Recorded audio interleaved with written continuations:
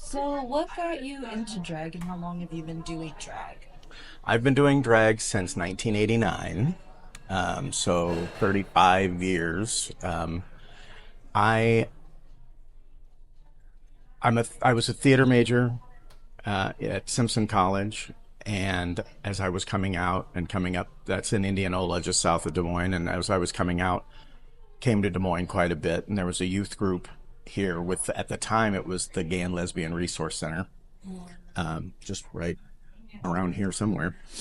And we went to a club called the 508 Club, and there was drag, and I knew about drag from TV. There was a guy named Flip Wilson who did a drag character, and but I didn't really know anything about the drag culture. I was brand new and small town, but I saw a drag show, and I was like, oh, it's like theater, you know, but really gay. It was awesome. And then I started dating one of the drag queens in that show, and they put me in drag for the first time. It was a contest at the 508 Club. It's just pull them out of the audience, and you have 15 minutes to put them in drag, and you go out and do a number. And it was terrible, but it was really fun.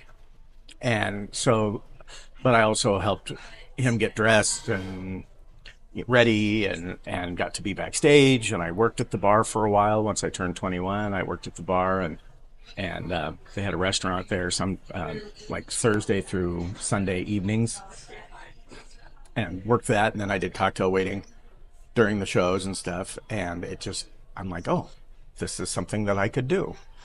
And I did it off and on for a couple of years after that, not real steady. But in 93 in Cedar Rapids, I was living in Cedar Rapids at the time. And I made friends with a lot of the kids in the show then, and I started doing drag pretty much nonstop since then.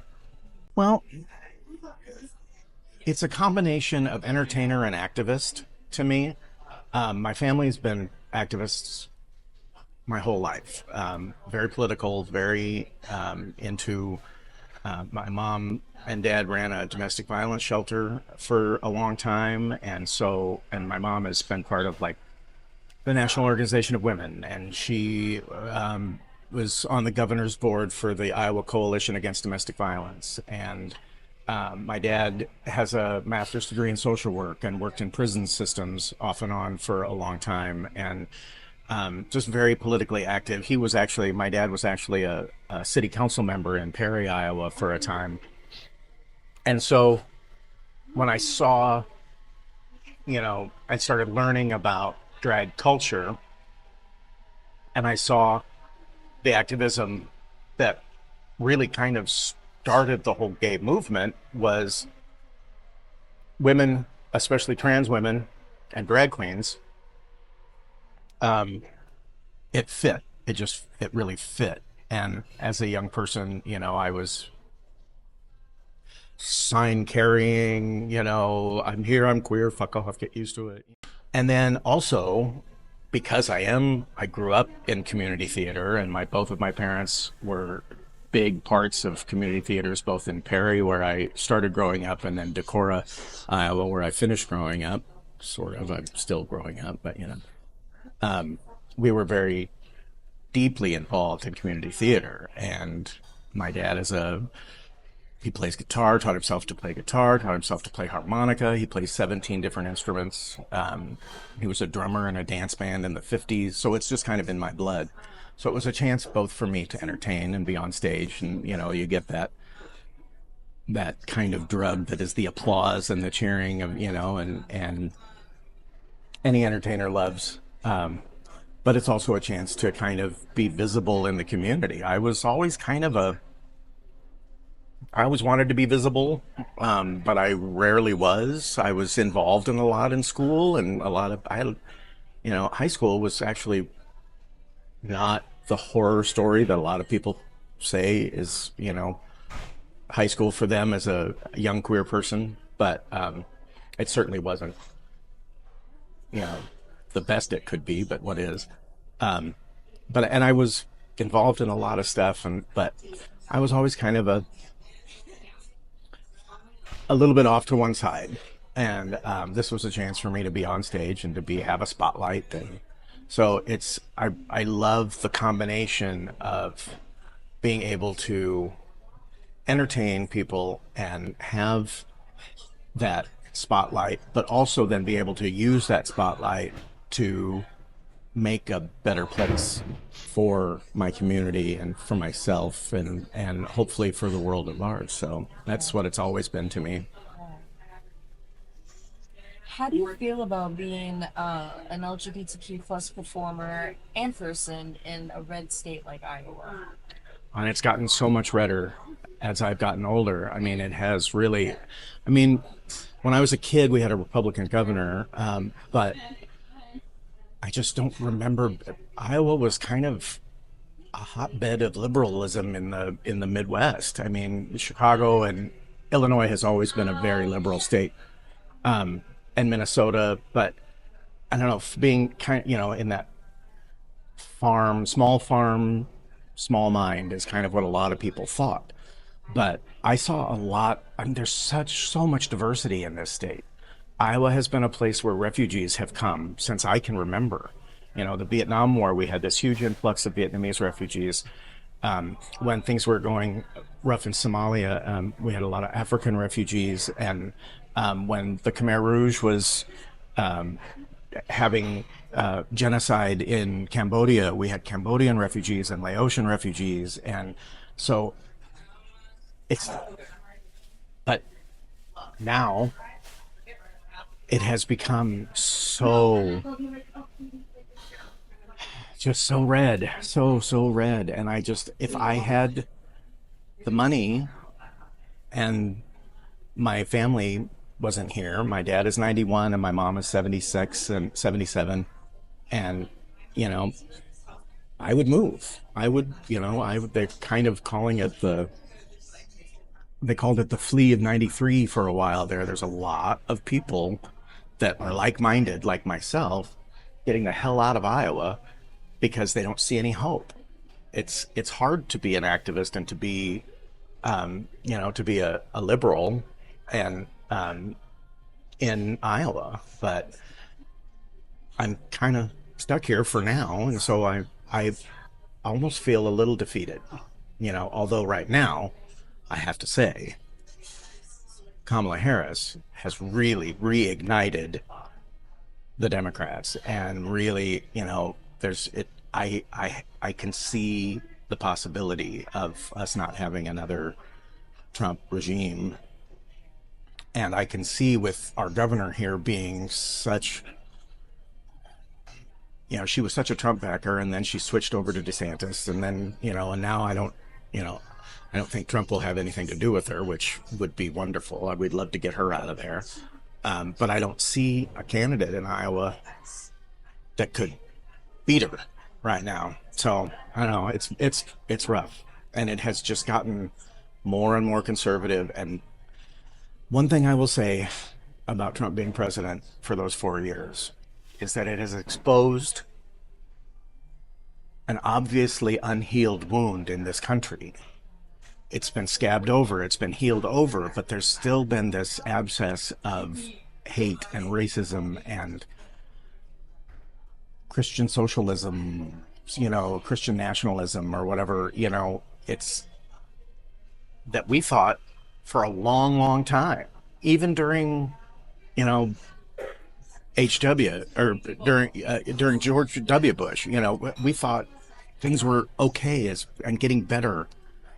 But the racism is still rampant. The sexism is still rampant. The homophobia, oh my God, the transphobia. More trans people, especially trans women of color, have been killed in the last 20 years than I would say maybe even 10 years, than in the reported history of trans women being killed. It's awful. So it's pretty rough. I could go on forever about politics, sorry. What is your hope as a performer to bring either to the future of Iowa or simply the community?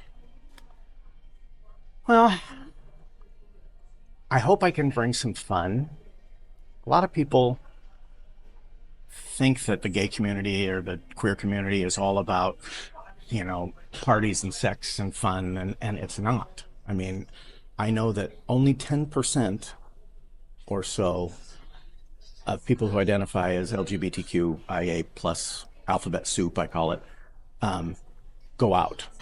They don't go to gay bars. And the gay bars are getting smaller and smaller, and the crowds are getting less and less.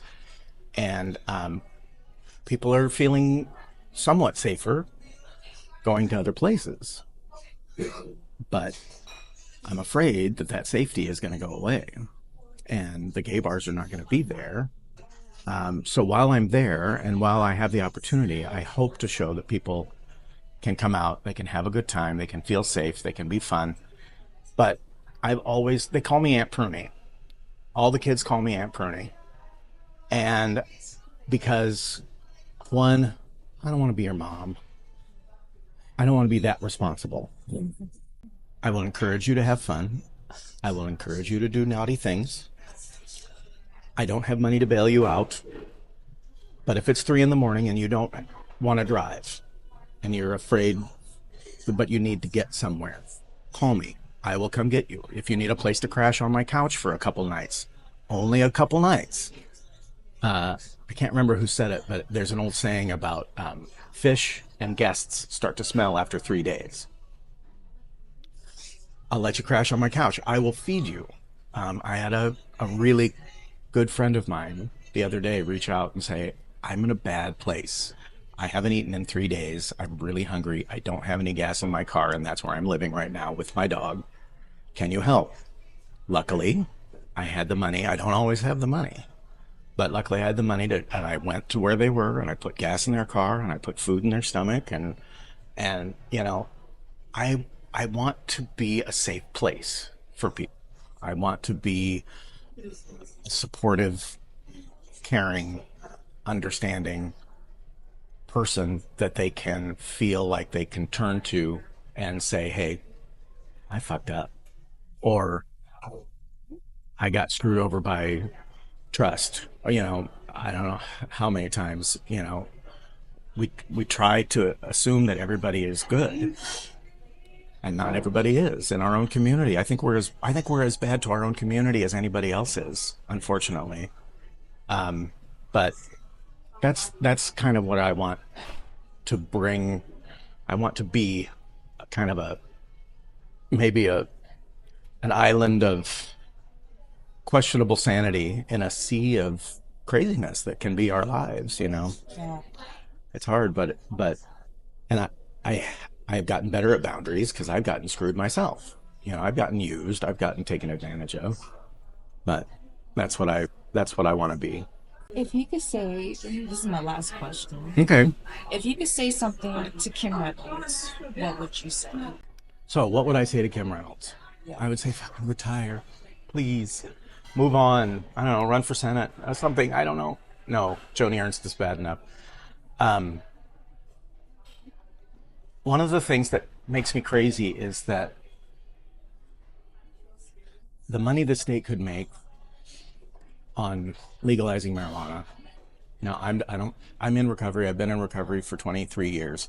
I was a crystal meth addict. I tried every drug you can think of except a couple that I could name, but crystal meth was my big thing. And in the 90s when Iowa was the capital, crystal meth capital, I was right in there with it. And but I support recovery. I think that's fantastic. But just because I'm in recovery doesn't mean that I can tell you don't smoke weed or don't party. I get it. I understand it.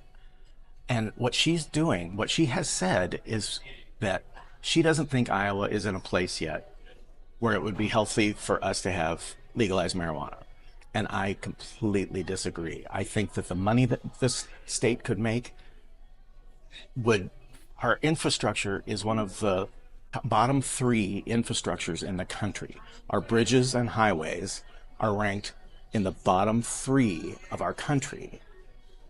These bridges are going to start collapsing, and federal money can't do it all. That's one of the big things that she's about is state rule and being part. See, people like me even understand. Our bridges are going to collapse. Our roads are going to buckle. And that money that we could make off of legalized marijuana. And yeah, it's sort of legal, but it's so hard. If we really opened the doors and allowed people to grow it in this state and allowed, you know, we don't have to be Colorado or California, that's fine. We can do things conservatively. I don't, everything is good in moderation, I say, except heroin and cocaine. Um, but one of the other things that I would say to her is, I don't believe that you have a real connection with the entirety of your state. Okay? Unfortunately, I think you have the connection with the majority of our state. But if she were to sit down and really listen to some of the other side of the aisle, or not even other side of the aisle, it's not about politics necessarily. And that's unfortunately what it is about, is it's so much about politics. It's about humanity. It's about the reality of your state. And I think if she were to sit down and have honest, non-publicized, non-filmed conversations with real people that disagree with her, there might be a better flow of information and she might get a better understanding of all of her constituents. I don't think she's capable of that. I don't think that she is willing, and I don't think that she sees a need in it. I don't think that she feels like it's necessary. And I think that's sad. I think that's as close-minded as any of the far left people that she talks badly about. We're just, all we're doing is dividing ourselves more and more and more. And while some things like gender fluidity and identity, pronouns and all of that, yeah, some people are like, oh, all that's doing is dividing us even more. Well, I think learning about oneself and becoming more self-identified is positive. I think it's a wonderful thing. But slamming doors and putting up walls to keep us divided, all that's going to do is it's actually going to make things fall apart faster.